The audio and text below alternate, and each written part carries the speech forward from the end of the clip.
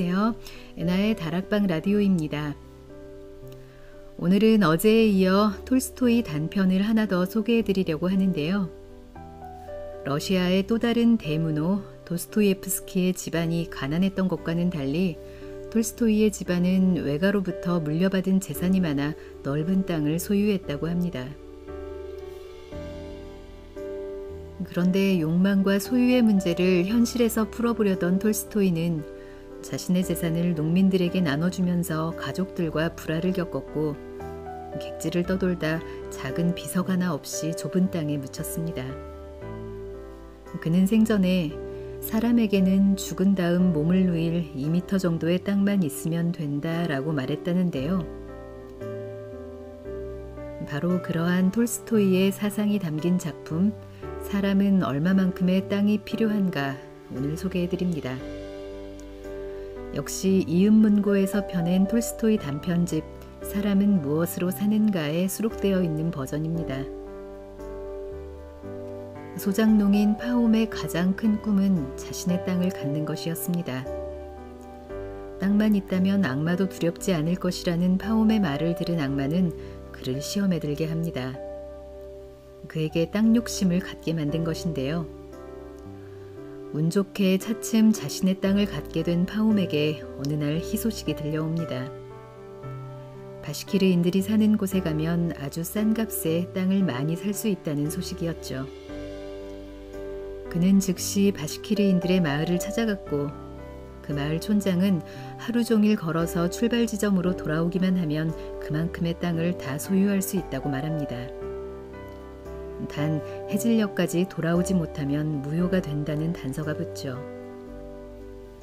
다음 날 땅에 대한 욕심으로 길을 떠난 파홈에게 어떤 운명이 기다리고 있을까요? 전체 흐름을 해치지 않는 선에서 부분 생략하고 낭독했다는 점 말씀드리고요. 만일 나라면 그 탐욕을 어디쯤에서 멈출 수 있었을지 생각해 보시면서 끝까지 편안하게 들어주세요.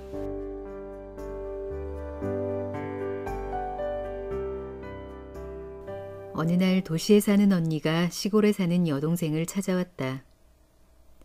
언니는 상인과 결혼해 도시에 살았고 동생은 농부와 결혼해 시골에 살았다. 자매가 차를 마시며 이야기를 나누는 중 언니가 도시 생활의 장점을 늘어놓기 시작했다. 자신이 얼마나 좋은 옷을 차려입는지, 아이들에게는 얼마나 좋은 옷을 입히는지 이야기하더니 맛있는 걸 먹고 극장에 가고 여기저기 놀러 다닌다며 자랑을 늘어놓았다. 여동생은 기분이 나빠져서 상인의 생활을 깎아내리고 농부의 삶을 한껏 치켜세우며 말했다. 그렇다 해도 내 생활을 언니의 생활과 바꾸고 싶진 않아. 사는 형편이 그리 넉넉하진 않지만 적어도 근심 걱정 없이 살거든. 물론 언니네 형편이 우리보다 훨씬 낫지. 하지만 지금은 돈벌이가 좋아도 여차하다간 빈털터리가 될 수 있잖아. 부자와 가난뱅이는 종이 한 장 차이라는 옛말도 있고 오늘 부자가 내일 먹을 걸 구걸하는 경우도 있고 말이야. 하지만 우리는 안전해. 농부의 삶은 별로 풍족하지는 않아도 오래 갈 수 있어. 절대 부자가 되진 못하겠지만 배고를 일도 없지. 언니가 콧방귀를 뀌며 맞받았다. 배골치는 않는다고? 그래. 말이랑 돼지랑 사이좋게 나눠 먹으며 사니까 퍽이나 좋겠구나. 고상함이나 예절은 안중에도 없고 말이야. 네 남편이 뼈 빠지게 일해도 거름더미에서 살다 죽겠지. 너의 아이들도 마찬가지고. 동생이 발끈해서 대답했다. 그래, 그게 뭐 어때서? 물론 우리 일은 힘들고 대접받기도 힘들지만 다른 사람에게 굽실대지 않아도 돼. 그리고 도시 생활은 사방이 유혹이잖아. 오늘은 바르게 살지만 형부가 내일 당장 악마의 꿰매 넘어가 술, 도박, 여자 문제로 패가망신할 수도 있고 말이야. 도시에서는 흔한 일이잖아. 동생의 남편인 파홈은 난로가에 누워 여자들의 수다를 들으며 생각했다. 그래, 맞는 말이야. 우리 농부들은 어릴 적부터 땅을 가느라 딴 생각할 틈 따위 없잖아. 힘든 거라곤 농사 지을 땅이 충분하지 않다는 것뿐. 땅만 많으면 악마도 무섭지 않을 텐데. 자매들은 차를 다 마시고 나서도 한참 동안 옷 얘기를 하다가 찻잔을 치우고 잠자리에 들었다. 악마는 난로 뒤에 앉아서 그들이 하는 이야기를 귀 기울여 듣고 있었다. 그는 농부가 아내의 말에 넘어가 땅만 많으면 악마도 두렵지 않다고 큰소리치는 것을 듣고는 옳다구나 싶었다. 좋았어. 한판 붙어보자고. 내가 넓은 땅을 주지. 그 땅으로 너희를 내 소나귀에 넣고 말겠어. 마을 가까운 곳에 300에이커의 땅을 소유한 지주가 살고 있었다. 그녀는 지금껏 농부들과 좋은 관계를 유지해왔다. 하지만 퇴역 군인을 관리인으로 고용하면서부터 문제가 생겼다. 그는 농부들에게 온갖 명목으로 벌금을 부과했다. 파옴이 아무리 조심해도 자신의 말이 지주의 귀리를 뜯어먹고 소가 그녀의 마당을 어슬렁대고 망아지가 목초지에 들어가는 것을 막을 수 없었으며 그때마다 벌금을 내야만 했다. 겨울이 되자 지주가 땅을 팔려고 내놓았는데 대로변에 있는 여관의 주인이 이 땅을 살 거라는 소문이 돌았다. 이 소문을 들은 농부들은 엄청난 걱정에 휩싸였다. 여관 주인이 땅을 사면 지금 관리인보다 더 지독하게 벌금을 받아낼 거야. 우리는 모두 이 땅으로 먹고 사는데 말이야. 그리하여 농부 몇몇이 지주를 찾아가 땅을 여관 주인에게 팔지 말고 그보다 더 값을 높게 쳐줄 테니 자기들에게 팔라고 부탁했다. 지주는 그렇게 하겠다고 승낙했다. 농부들은 다 같이 땅을 사서 공동 소유하기로 하고 이에 대해 2차례 의논했지만 좀처럼 합의점을 찾을 수 없었다. 악마가 그들 사이에 불화의 씨앗을 뿌렸던 것이다. 결국 각자 형편에 맞게 땅을 사기로 했고 지주는 이 계획을 받아들였다. 파옴은 이웃 사람이 50에이커의 땅을 샀는데 땅값의 반만 주고 나머지 절반은 1년 뒤에 주기로 지주와 합의했다는 이야기를 듣고는 부러워했다. 파옴은 아내에게 말했다. 다들 땅을 사들이고 있어. 우리도 20에이커 정도는 사야 하지 않겠어? 그렇지 않으면 여기서 사는 게 힘들어질 거야. 그 관리인이라는 작자가 온갖 벌금을 물려서 쥐어짤 거라고. 그들은 머리를 맞대고 땅 살 방법을 궁리했다. 우선 모아둔 돈이 100루블 정도 있었다. 거기다 망아지 한 마리와 양봉용 벌집 반 통을 팔아 돈을 보탰고 아들 하나를 일꾼으로 보내며 품삯을 선불로 받았다. 그러고도 부족한 돈은 동서에게 빌려서 땅값의 절반을 마련했다. 가까스로 돈을 마련한 파옴은 나무가 울창한 땅 40에이커를 골라놓은 뒤 지주를 찾아가 흥정했다. 그는 지주와 계약 내용에 합의했다는 의미로 악수를 나누고 계약금을 지불했다. 이제 파옴에게도 자기 땅이 생겼다. 그는 씨앗을 빌려 새로 산 땅에 심었다. 농사가 풍년이라 1년 만에 지주와 동서에게 진 빚을 모두 갚을 수 있었다. 파옴은 굉장히 만족스러웠다. 이웃 농부들이 그의 옥수수밭과 목초지를 함부로 드나드는 일만 없다면 완벽했을 것이다. 그는 이웃들을 찾아가 정중히 부탁했지만 그들은 아랑곳하지 않았다. 오히려 이제는 마을의 목동들이 그의 목초지에 소를 풀어놓기도 하고 밤이면 방목하러 나온 말이 그의 밭에 들어가기도 했다. 그럴 때마다 파옴은 몇 번이고 가축들을 돌려보냈으며 주인들을 고소하지 않고 용서해 주었다. 하지만 이런 일이 계속되어 더 이상 참을 수 없는 지경에 이르자 재판소에 고소하고 말았다. 모든 게 농부들이 경작할 땅이 부족해서 생긴 문제이지 그들에게 악의가 있는 건 아니라는 사실을 파움도 알았지만 어쩔 도리가 없었다. 더 이상 두고 봐서는 안 되겠어. 이러다가는 내가 가진 게 남아나지 않겠어. 저들도 뜨거운 맛을 봐야 해. 그런 마음으로 마을 사람들을 고소해 벌금을 물렸다. 마을 사람들은 파움의 집에 불을 지르겠다고 위협했다. 파움은 더 많은 땅을 가졌지만 마을 사람들과의 관계는 전보다 나빠졌다. 어느 날 파움이 집에 있는데 마을을 지나던 나그네가 찾아왔다. 파움은 그에게 저녁 식사를 대접하고 하룻밤 재워주었다. 파움은 그와 이런저런 이야기를 나누다가 어디에서 왔는지 물었다. 나그네는 볼가강 너머에서 왔으며 그곳에서 일한다고 대답했다. 꼬리에 꼬리를 물고 이야기가 이어지는 중에 나그네는 많은 사람이 그 지역으로 이주한다는 이야기를 했다.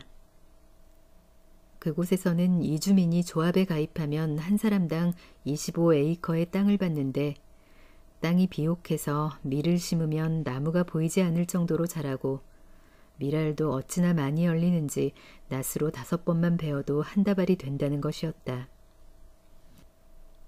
아무것도 없이 빈손으로 왔는데 이제는 말 6필과 소 2마리를 갖게 된 농부도 있다고 덧붙였다. 파움은 가슴속 욕망에 불이 붙었다. 여름이 되자 파움은 짐을 챙겨 길을 나섰다. 볼가강까지 내려가 사마라까지 가는 배를 타고 400여 킬로미터를 걸은 끝에 드디어 나그네가 말한 지역에 도착했다. 모든 게 나그네의 말 그대로였다. 농부들은 많은 땅을 소유하고 있었다. 파움은 필요한 걸 모두 알아낸 뒤 가을 무렵 집으로 돌아와 재산을 처분했다. 꽤 이익을 남겨서 땅을 팔고 집과 가축도 모두 팔았다.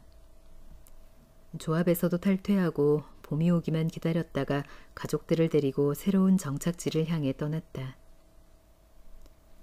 파움과 가족들은 새로운 마을에 도착하자마자 조합에 가입했다.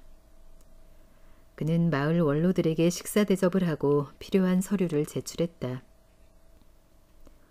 그렇게 해서 파움 자신과 아들들을 포함한 5식구의 몫으로 125에이커의 땅과 조합 목장 이용권을 받았다. 파움은 집을 짓고 가축을 키웠다. 조합에서 받은 땅은 예전 땅의 3배나 되었고 굉장히 비옥했다. 덕분에 살림살이가 10배는 나아졌다. 넓은 경작지와 목초지에 가축도 얼마든지 키울 수 있었다. 새 마을에 이주해 집을 짓고 정착하면서 파움은 굉장히 만족했다. 하지만 시간이 지나 이런 환경에 익숙해지자 지금 소유한 땅도 부족하다고 느끼기 시작했다. 첫 해에 조합에서 받은 땅에 밀을 심어 풍작을 거두자 계속해서 밀농사를 짓고 싶었지만 그러기엔 조합에서 받은 땅이 부족하고 이미 한 번 밀농사를 지은 땅에서는 연이어 밀농사를 지을 수 없었다. 밀농사를 더 지으려면 처녀지나 휴경지를 찾아야 했다. 그 후 3년간 파움은 땅을 빌려 밀농사를 지었다. 매년 풍작이라 돈을 꽤 모을 수 있었다. 그런대로 만족하며 살 수도 있었지만 그는 매년 다른 사람의 땅을 빌리느라 아웅다웅 하는 게 지긋지긋했다. 좋은 땅이 있다 싶으면 농부들이 너도 나도 달려가기 때문에 재빨리 움직이지 않으면 아무것도 차지할 수 없었다. 어느 날 지나는 상인이 말먹이를 얻으려고 파움의 집에 들렀다. 그들은 차를 마시며 이야기를 나누었다. 상인은 머나먼 바시키르에서 돌아가는 길인데 그곳에서 1300에이커의 땅을 1000루블에 샀다는 것이었다. 파움이 더 캐묻자 상인이 대답했다. 그곳에서는 마을 원로들과 사이좋게 지내기만 하면 됩니다. 나는 100루블어치 옷과 양탄자에다 차 한 상자를 선물했죠. 술을 좋아하는 사람들에게는 와인을 대접했고요. 그랬더니 20코페이카도 안 되는 가격에 땅 1에이커를 주지 뭡니까? 그는 땅 문서를 보여주며 덧붙였다. 강 가까이 있는 풀로 뒤덮인 처녀지죠. 파옴이 더 꼬치꼬치 캐묻자 상인이 대답했다. 1년을 걸어도 다 돌아보지 못할 만큼 넓은 지역이에요. 모두 바시키르 사람들 땅이죠. 그 사람들은 양처럼 순박해서 거의 공짜로 땅을 넘겨준다니까요. 파옴은 바시키르로 가는 길을 자세히 묻고 상인이 돌아가자마자 길 떠날 채비를 했다. 그는 아내에게 집안일을 맡기고 하인과 길을 나섰다. 가는 길에 상인이 말해준 대로 차 한 상자, 와인 몇 병과 선물 몇 가지를 샀다. 그리고 400km를 걷고 또 걸었다. 길을 나선 지 일주일이 되는 날 드디어 바시키르 마을에 도착했다. 모든 게 상인이 말한 그대로였다. 그들은 옆에 강이 흐르는 초원지대에서 펠트천으로 천막을 짓고 살았다. 농사를 짓지도 않고 빵을 먹지도 않았다. 초원에서는 그들이 기르는 말과 소가 무리지어 풀을 뜯어먹고 있었다. 그들은 파옴을 보자 천막에서 몰려나와 그를 둘러쌌다. 파옴은 통역하는 사람을 찾아 땅을 사러 왔다고 말했다. 바시키르 사람들은 굉장히 반가워하며 파옴을 가장 좋은 천막으로 데려가 양탄자 위에 방석을 놓고 그를 앉히더니 자기들도 그 주위에 둘러앉았다. 그러고는 차와 술을 내놓고 양을 잡아 고기를 대접했다. 파옴은 수레에서 차와 선물을 가져와 그들에게 나눠주었다. 바시키르 사람들은 기뻐하며 자기들끼리 뭔가 한참을 이야기하더니 통역하는 이에게 전달하라고 했다.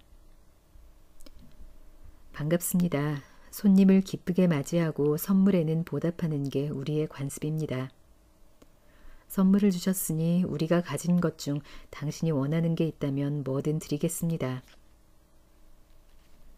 파옴이 기다렸다는 듯이 대답했다. 제가 가장 원하는 건 당신들이 사는 이곳의 땅입니다. 제가 사는 곳은 땅이 부족하고 메말랐죠. 하지만 이곳은 땅이 넓고 아주 비옥하더군요. 지금껏 이런 땅은 보지 못했습니다. 촌장은 한참을 듣더니 고개를 까딱하며 조용히 하라는 신호를 보낸 뒤 파옴에게 러시아어로 말했다. 자, 그렇게 하시오. 당신이 마음에 드는 땅을 고르시오. 우리에겐 땅이 많으니까. 원하는 만큼 어떻게 가져가야 하는 거지? 확실히 해두기 위해 우선 계약을 해야겠어. 그렇지 않으면 마음껏 가져가라고 해놓고 나중에 다시 빼앗아갈 수도 있으니까. 파옴은 촌장에게 큰 소리로 말했다. 친절을 베풀어 주셔서 감사합니다. 이곳 땅이 넓긴 하지만 저는 그저 조금만 바랄 뿐입니다. 그래도 제가 받을 수 있는 땅이 얼마나 되는지 확실히 알고 싶습니다. 정확히 측량해서 양도해 주실 수는 없을까요? 죽고 사는 일은 주님 손에 달려있지 않습니까? 여러분께서 저에게 땅을 주셨지만 여러분의 자손은 되찾아가려고 할 수도 있으니까요. 일리 있는 말이요. 당신 말대로 하시오. 촌장이 흔쾌히 대답했다. 그런데 땅값은 얼마입니까? 파옴이 물었다. 여기서는 언제나 가격이 똑같소. 하루에 1000루블이요. 파옴은 무슨 말인지 도통 이해되지 않았다. 하루라고요? 그러면 어떻게 측량하는 겁니까? 몇 에이커나 되는 거죠? 우린 그렇게 계산하는 법은 모르오. 그저 하루 단위로 땅을 팔지요. 당신이 하루 동안 걸어서 다녀온 만큼 가지면 됩니다. 그 하루치가 1000루블인 거죠. 촌장의 설명을 듣고 파옴은 깜짝 놀라 물었다. 하지만 하루 동안 돌 수 있는 땅이 꽤 넓을 텐데요. 촌장이 껄껄 웃으며 대답했다.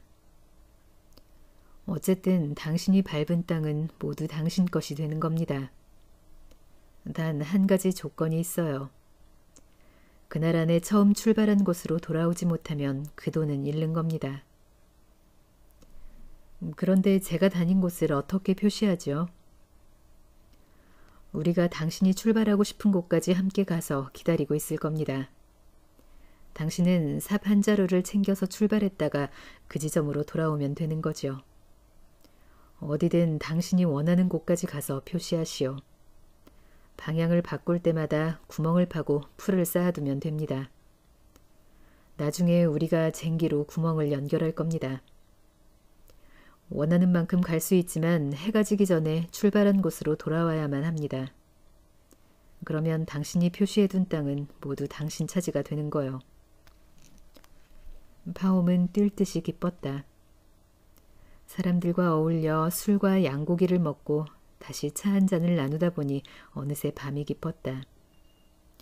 바시키르 사람들은 파옴에게 깃털 침대를 내준 뒤 다음 날 새벽 동트기 전에 약속한 장소에서 만나기로 하고 헤어졌다. 파옴은 깃털 침대에 누웠지만 좀채 잠을 이룰 수가 없었다. 땅 생각이 머릿속을 떠나지 않았다.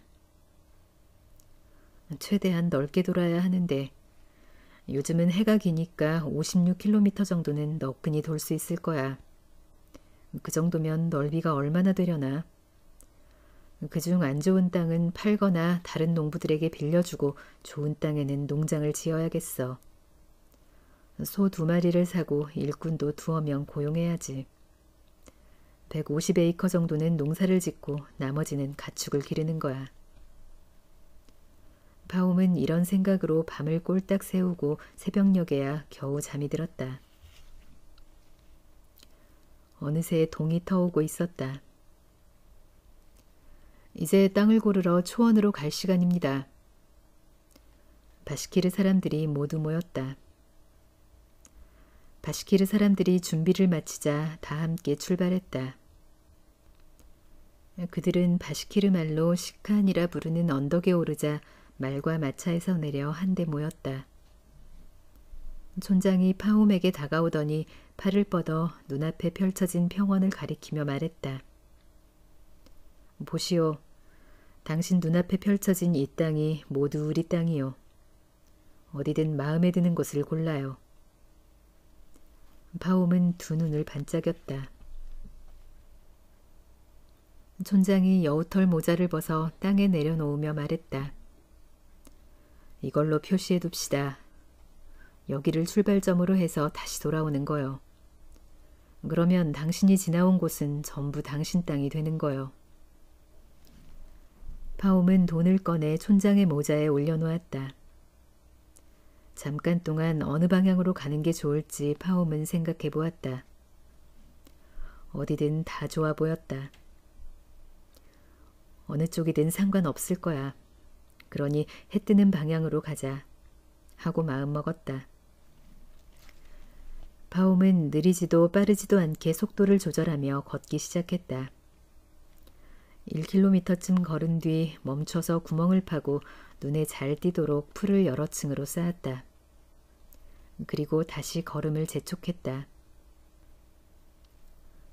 걷다 보니 뻣뻣했던 몸도 풀려 속도가 더 빨라졌다. 잠시 후 그는 또 구멍을 팠다.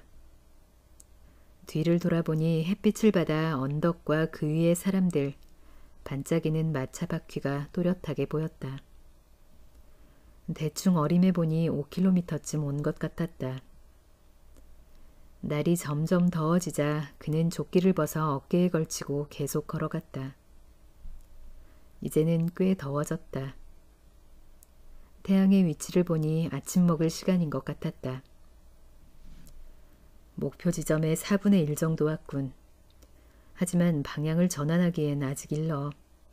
부츠나 벗고 가자. 그는 앉아서 부츠를 벗어 허리춤에 끼우고 다시 걸어갔다. 이제는 좀 더 걷기 편했다. 5km만 더 가서 왼쪽으로 방향을 돌리자. 땅이 너무 좋으니 놓치기 아깝구나. 갈수록 땅이 좋아 보이는군. 이런 생각을 하며 한참을 나아가다 뒤를 돌아보니 언덕이 희미해지면서 그 위에 사람들은 검은 개미처럼 조그맣게 보였다. 한낮이 가까워지면서 날은 굉장히 더워졌다. 파옴은 피곤해지기 시작했다. 태양의 위치를 쳐다보니 벌써 정오였다. 이제 좀 쉬자. 그는 자리에 앉아 빵 몇 조각을 먹고 물을 마셨다. 하지만 잠이 들까 염려되어 드러눕지는 않았다. 잠시 앉아 쉬고 다시 걷기 시작했다. 이 방향으로 한참을 이동한 뒤 다시 왼쪽으로 방향을 옮기려 할 때 앞에 깊은 분지가 보였다. 여길 놓쳤더라면 후회할 뻔했어. 아마를 기르기 좋은 땅인데 말이야. 그는 이 분지를 지나 방향을 틀며 그 자리에 구멍을 파고 언덕 쪽을 뒤돌아보았다. 땅에 열기로 피어오른 아지랑이 때문에 언덕 위에 사람들이 거의 보이지 않았다. 아차, 너무 멀리 왔군. 이번에는 가까운 데서 방향을 바꿔야지. 그리고 걸음을 재촉했다. 파옴은 언덕 쪽으로 곧장 움직였지만 이제는 걸을 기운이 없었다. 더위에 지친 데다 맨발은 베이고 멍든 상태이며 다리도 저려오기 시작했다.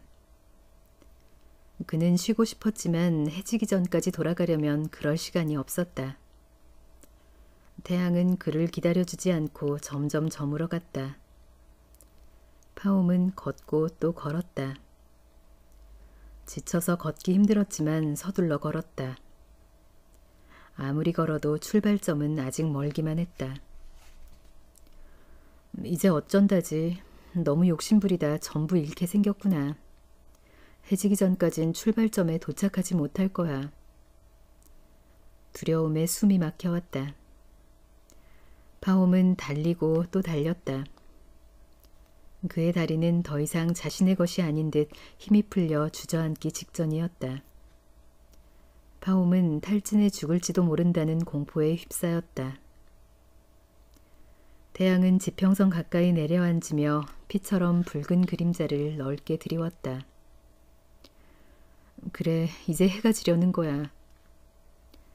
해가 거의 저물어 갈 때쯤 파옴도 출발점 가까이 이르렀다. 이제 언덕 위에서 힘내라고 팔흔드는 사람들의 모습이 보였다. 그리고 바닥에 여우털 모자와 그 위에 놓인 돈, 배를 움켜쥐고 바닥에 앉아있는 촌장이 보였다.